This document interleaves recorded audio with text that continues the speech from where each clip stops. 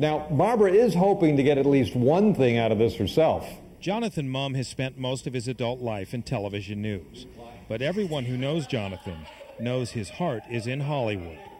You're right. I've always wanted to make movies.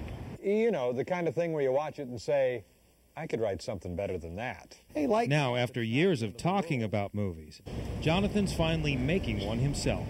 Well, I had seen an article about the Chupacabras, and I've always been a sucker for the old-fashioned, goofy monster movies, and here was a monster that I had never, ever heard of before. Morgue 4, take 1. Blood of the Chupacabras began shooting 5 years ago. The first 4 scenes shot on film cost $1,500.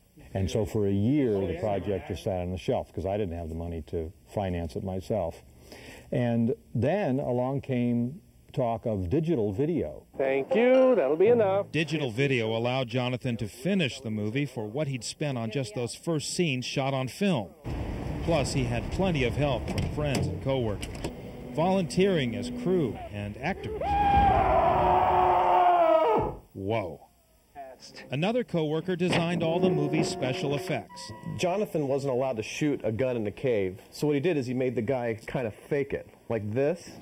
But because that doesn't look natural, I cut the slide out and put an animated barrel on there, and then some flame to make it more realistic. Yeah, I spent 5 years in Hollywood doing one line here and a couple lines there before I ever got into television news. There you go, Tony. Blood of the Chupacabras took 5 years to bring to the big screen. But in a sense, it was a lifetime in the making. Well, we did it, and yes, now I can say I did it, and that's good. And whether or not anything ever happens with it, it's done. George Warren, News 10.